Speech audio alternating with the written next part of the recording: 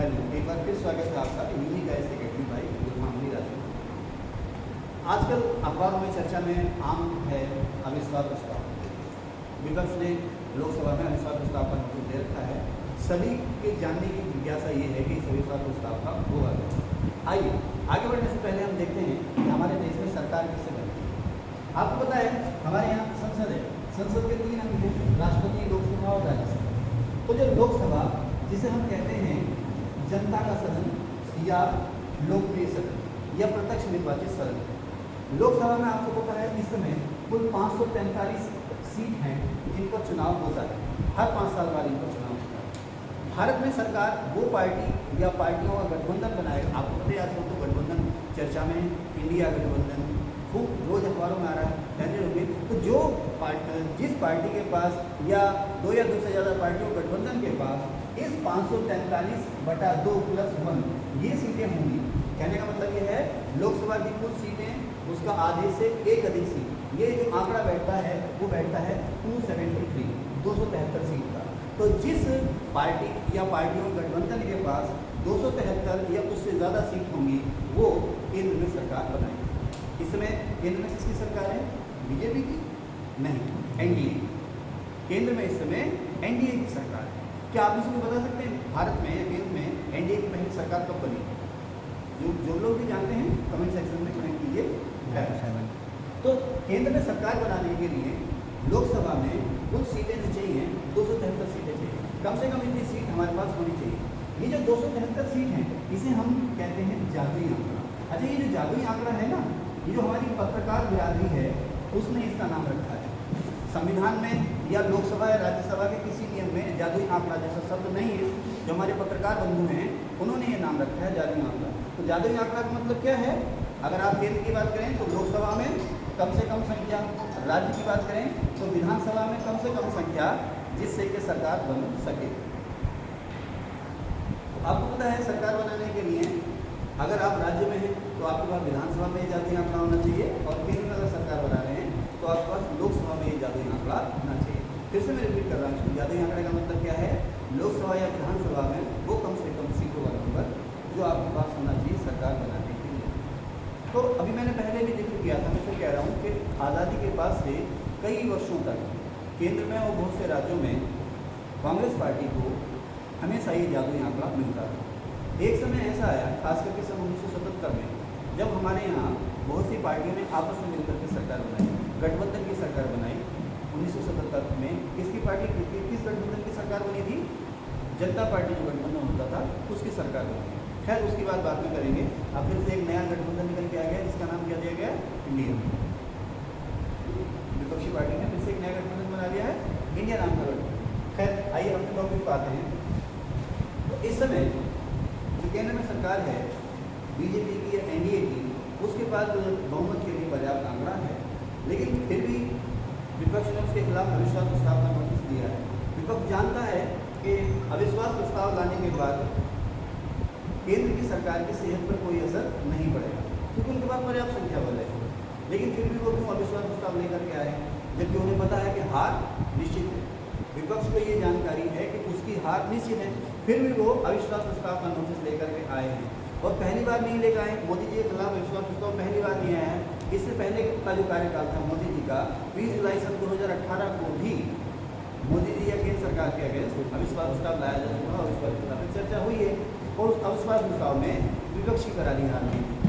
तो ऐसी क्या परिस्थितियाँ हैं, ऐसा क्या फायदा या ऐसा क्या लाभ दिख रहा है विपक्ष को, तो उसने फिर से अविश्वास प्रस्ताव का नोटिस दे दिया।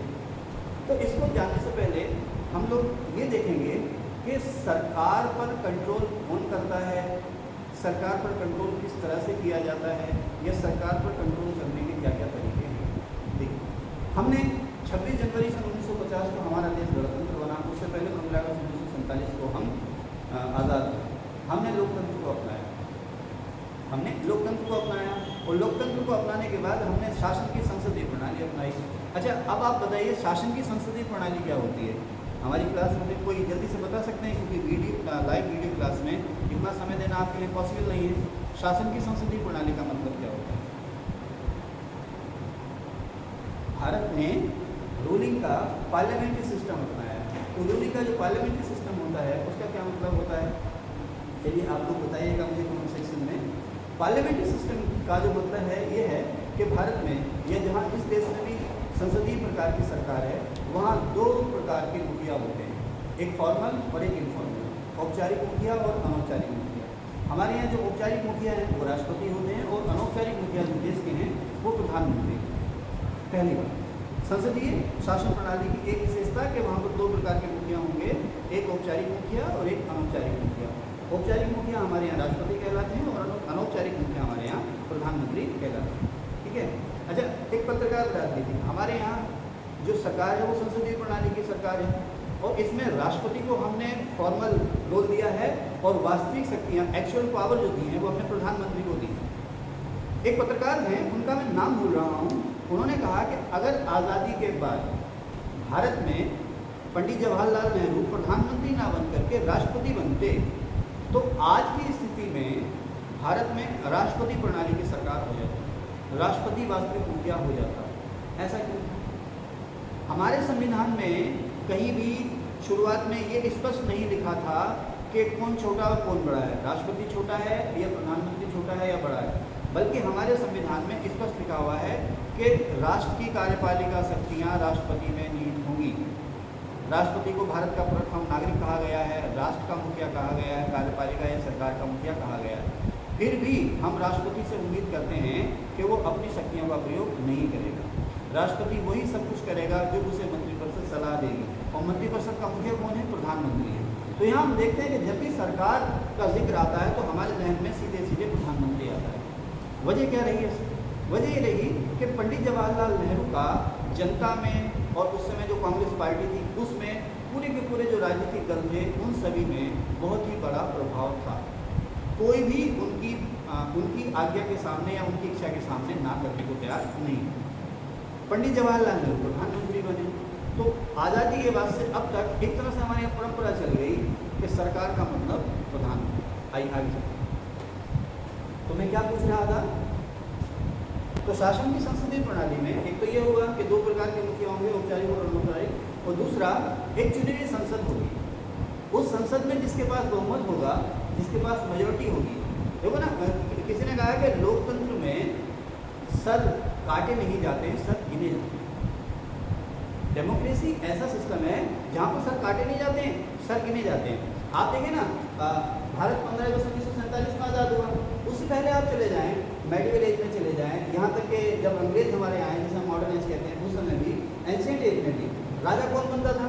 या तो राजा का बेटा राजा बनता था या फिर गोली से मार दिया। एक ने दूसरे को मार दिया तो वही राजा को जिसने मार दिया, मार के गद्दी से हटा दिया, वही राजा।